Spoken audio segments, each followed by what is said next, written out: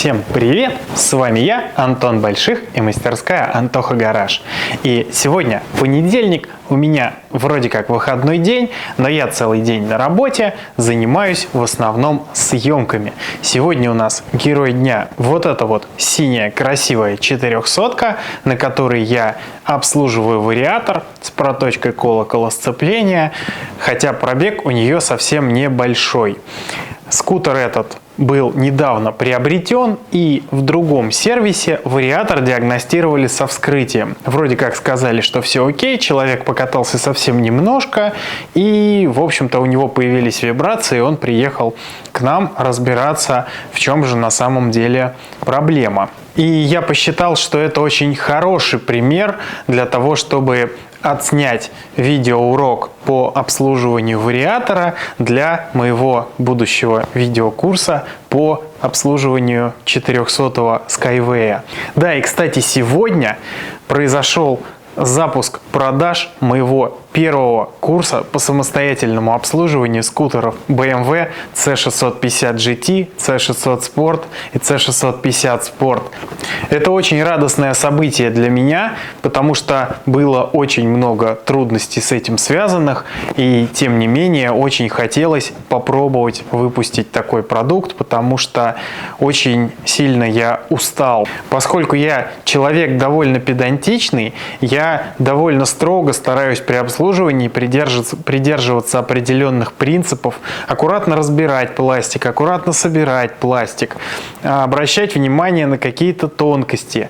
И мне прям как ножом по сердцу очень часто бывает, когда люди пытаются что-то сделать сами, не знают, как это делать правильно, или делают в каких-то сервисах, где не знают, как это делать правильно, а потом привозят мне переделывать. Это прям вот огромная боль моя как механика, и я прекрасно понимаю, что эта боль, она довольно-таки мало имеет возможных решений, потому что на самом деле в нашей стране, я не знаю, как в других странах СНГ, но вот конкретно в России на механиков не учат нигде.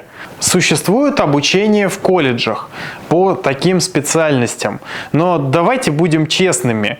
Если кто-то из вас там учился, напишите, пожалуйста, в комментариях, чему вас там реально научили. Помимо того, что вы там получили бумажку, какие реальные знания, а также практический опыт вы оттуда вынесли и кем вы после этого работаете. К моему огромному сожалению, абсолютно все, кого я знаю, кто учился в подобных местах, не вынесли из этого обучения примерно ничего. Самое, может быть, ценное, что у них осталось, это бумажка о том, что они являются механиками того или иного разряда, и большинство из этих людей не работают по профессии. Более того, большая часть механиков, которых я знаю, кто работает в этой сфере и увлечен ей, не учились в таких местах. В основном это энтузиасты-самоучки. Я провожу прекрасную аналогию с курсами сварщиков. Когда-то в свое время я очень увлекся каналом одного классного сварщика на YouTube. Его зовут Иван Тиктулов. Вполне возможно, его многие узнают, если интересовались темой, потому что он является на сегодняшний день самым известным и, возможно, самым крутым специалистом в России по сварке алюминия, особенно в плане ремонта и восстановления. И вот, вы знаете, этот человек проводил обучение, на которое я стоял в очереди полгода, потому что я хотел не поучиться сварке, а я хотел поучиться у него. То есть мне настолько понравилось, как он рассказывает, что мне вот именно... Поскольку я, в принципе, интересовался тогда сваркой и тренировался уже несколько лет на тот момент сам, то есть мне захотелось прокачать свои навыки, но я не хотел идти на какие-либо курсы, потому что я много общался, опять же, с теми, кто и занимается сваркой, и переучивал тех, кто, так скажем, после таких курсов к ним приходил. Основная информация, которую я из этих всех разговоров извлек, она примерно такова, что в основном на этих курсах учат сигарету стрелять у прохожего, ну и в общем чему угодно, но только не сварки. Мне рассказывали прекрасные истории, также студенты таких курсов, о том, как преподаватель выдал им присадку, сварочный аппарат и сказал: тренируйтесь, и ушел. И так на протяжении нескольких нескольких занятий. Он говорит, ну я тренируюсь, а у меня ничего не получается. Потом приезжает к какому-то сварщику знакомому, тот ему все дает, а у него все получается. Стали разбираться, почему не получается, и выяснилось, что при сварке алюминия учитель дал вместо присадки алюминиевой нержавеющую. Естественно, у них ничего не получится. И проблема именно в заинтересованности, во-первых, педагогов чему-то научить, потому что, возможно, эта сфера, ну, либо низкооплачиваемая, либо, я не знаю, короче, непривлекательна она. А во-вторых, проблема, что далеко не все студенты хотят чему-то научиться. Очень часто они идут туда ради какой-то галочки, бумажки или чего-то еще, но очень мало людей именно заинтересовано тому, чтобы извлечь оттуда много каких-то знаний. Поэтому мы имеем проблему полного дефицита механиков, полного дефицита квалифицированных рабочих рук. Вот, мы имеем некачественные сервисы, а владельцы, которые хотят что-то сделать сами и порой устали платить деньги за какой-то некачественный ремонт, потом за переделку этого некачественного ремонта, потом, не дай бог, за еще одну переделку, они порой очень сильно устают и просто пытаются делать сами, даже когда понимают, что очень качественно они, может быть, и не сделают. Но тут они хотя бы в чем-то могут быть уверены, потому что, ну, просто нету альтернативы. Есть очень много регионов, где нету профильных сервисов, там, по тем же самым BMW, по Бургманам уж тем более. Ну, по Бургманам давайте вот правде в глаза смотреть. Есть 3 нормальных сервиса в Москве. Хорошо, там, учитывая весь хейт, там, комментаторов и прочее, 5. Ну, я воспринимаю 3. Один из них мой, да, можете там что угодно сейчас говорить, но я так считаю. В Питере я знаю один нормальный сервис по Бургманам. Есть еще один, который кто-то рекомендует, но я сам не сталкивался, поэтому рекомендовать не берусь. Есть в Краснодаре какой-то один человек, о котором я многократно слышал, но один раз переделав за ним, поматерившись, я понял, что в Краснодаре, похоже, сервисов нет. И все. То есть, если посмотреть на те же самые Бургманы, профильные сервисы, они отсутствуют. А мопедов много. BMW C-шек, их, ну, тоже, в принципе, не меньше, чем Бургманов, их довольно много. Они свежее, с ними пока меньше проблем, но все равно. И я подумал, что если я буду нести в народ, так скажем, больше информации о том, как делать хорошо, то вполне возможно мир станет чуточку лучше, потому что люди очень часто хотят, но не умеют, не знают, где искать ту или иную информацию. Может быть, они недостаточно осведомлены, где какие мануалы, недостаточно умеют ими пользоваться. То есть очень часто люди не понимают, где и как покупать запчасти. Поэтому в принципе, и было принято решение попробовать такой инновационный, так скажем, продукт, потому что я не слышал о том, чтобы кто-то что-то подобное делал вообще в России и странах СНГ. Ну, если я ошибаюсь, то, пожалуйста, поправьте меня. Касаемо Бургманов, когда-то снимал видосы по обслуживанию какой-то Лидюд, но, вы знаете, этим видосам им больше 10 лет, и они на сегодняшний момент уже настолько некачественно сняты, эта информация зачастую настолько устарела, плюсом есть ошибочки в некоторых его видео, из-за которых я тоже в свое время заработал денег. Причем видео у него в основном без озвучки, их очень тоскливо смотреть, на многие нюансы он действительно не обращает внимания. И все, кроме него по нормальному обслуживанию Бургманов видео не снимал никто, а по цешкам в принципе никто. В общем, было принято решение попробовать сделать мир чуточку лучше.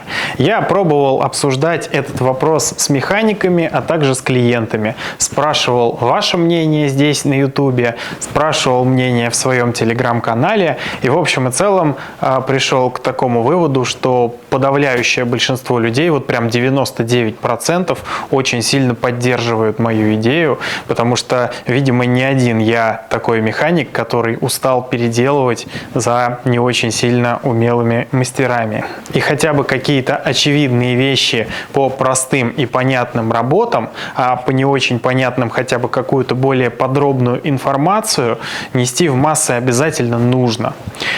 Но тут есть один момент. когда я задумывался о том, чтобы как-то распространить эту информацию, потому что у меня еще пока не настолько огромная аудитория, как у некоторых известных блогеров, которые связаны с мототематикой. У меня есть такие блогеры в знакомых, я думаю, сейчас многие догадаются, кто это может быть, но это не суть важно, я сейчас имен называть не буду. Я задал вопрос как минимум двоим известным очень людям. У одного около 1 миллиона подписчиков, у другого более 100 тысяч.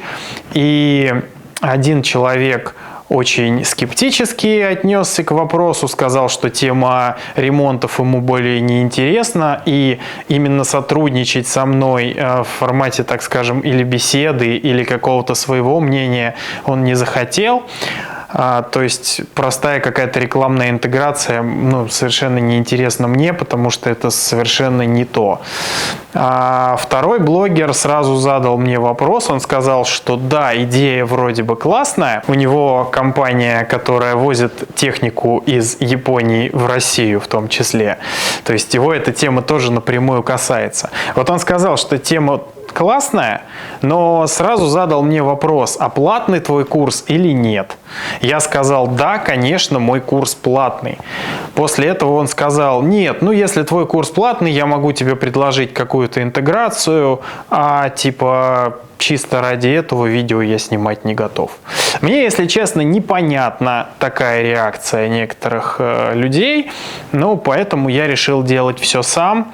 Если кто-то хочет побеседовать на эту тему и кому-то интересно это и откликается, то я с удовольствием готов это обсудить. И вот вы знаете, почему курс платный? Я вкладываю в тему платного курса не то, что там его отснять, там чего-то стоит или что-то еще. В первую очередь я вкладываю в тему платного курса понимание ценности. То есть если человек за что-то заплатил, то по логике вещей он будет гораздо ответственнее относиться к вопросу того, чтобы это посмотреть, чтобы это изучить. Потому что если люди получают что-то бесплатно, очень часто оно так и остается пылиться на полке. И здесь может кто-то и будет со мной спорить, но это просто жизненная практика. Чаще всего это так и бывает. Потому что мне интересно что-то делать только ради тех людей, которые заинтересованы в том, что я делаю. Если такого интереса нет, то зачем тогда сотрясать воздух? Я могу с тем же успехом это время потратить на кручение гаек и помощи людям, пусть и не такому большому количеству. Плюс ко всему, я исхожу из того, что этот курс реально поможет очень многим владельцам сэкономить достаточно много денег. И я сейчас говорю не только про то, что там сэкономишь на работах сервисов или что-то еще. Очень часто мы не задумываемся об определенных нюансах и по незнанию, допустим, ломаем какой-то пластик. Вот на той же цешке есть такая деталь, как лючок бензобака. Его многие, не зная, как снять, ломают. А деталь дефицитная. Сейчас в России, насколько я знаю, ее нету. Вот недавно я искал, найти мне не удалось. Вот у нас на складе я нашел какой-то клееный вот с последнего скутера, который там пару недель назад разобран. И, в общем, я показывал на его примере, потому что скутер, который ко мне приехал, имел просто отломанные крепления, и на них ничего не покажешь. То есть мы имеем такую проблему, что эта запчасть в дефиците, дилеры нам теперь помочь ничем не могут, параллельный импорт лично по моим каналам это 3+ месяца на заказ из Германии по каким-то сложным путям. Может, конечно, да, есть там какие-то еще каналы, там Белоруссия, Казахстан, Турция, но лично мне они, к сожалению, недоступны. То есть, может, у кого-то они есть, может, кто-то что-то может сделать быстрее, но тут вопрос, если можно изначально предотвратить проблему просто информированием людей о том, что можно там этот лючок правильно снять и не сломать, то почему бы этого не сделать? делать. И таким образом стоимостью одного лючка получается, что окупается весь курс. А там столько всяких нюансов и деталей, то есть я постарался максимально педантично, вот прям как я люблю это сделать. И, кстати, очень люблю Германию за их педантичность, потому что, может, конечно, они где-то и перегибают, но вот это вот четкое следование определенным принципам и правилам, оно меня определенно привлекает. И когда я что-то делаю, что-то ремонтирую, мне доставляет удовольствие не просто делать, а делать правильно. И я очень рад, что есть очень много людей, таких же, как я, которым интересно делать не тяп-ляп, потому что если бы не этот интерес, я бы вообще этим сейчас не занимался. То есть я занимаюсь вообще мотосервисом только потому, что мне это нравится. И если бы мне это не нравилось, я бы намного больше денег зарабатывал где-либо еще. Отдельно про тему мотосервиса я вам еще расскажу. Я вот отдельный плейлист создал, там уже есть первое видео, сейчас ссылочку прикреплю. То есть вообще, как я пришел к мотосервису, вообще, что такое мотосервис в моей работе и так далее. То есть на чем я на самом деле зарабатываю деньги. То есть тут будет много информации. Сейчас я уеду в отпуск и буду вам все это по полочкам потихонечку раскладывать. В общем, я очень люблю мотоциклы и очень люблю, когда они в полном техническом порядке и сделаны круто. А касаемо той цешки, на примере которой я снимал видеокурс, у меня в пятницу будет вебинар. Он бесплатный, и я вас всех приглашаю. На ней было сделано ТО почти на 150 тысяч рублей. Я расскажу, из чего оно состояло, и расскажу, почему я никогда не называю стоимость ТО, пока не вижу скутера и пока не провожу какую-то базовую диагностику. Предпродажа моего курса открыта в телеграм-канале, ссылочка будет в описании и в закрепленном комментарии, ссылочка на вебинар будет там же. Обязательно запишитесь, там можно будет задать мне какие-то вопросы, и я обязательно постараюсь на них на все ответить. Это будет уже в эту пятницу вечером, так что скоро увидимся. А с вами сегодня был я, Антон Больших, и мастерская Антоха Гараж. Если вам нравится то, что я делаю, вы можете поддержать мой канал по ссылочке на Boosty в описании или в закрепленном комментарии.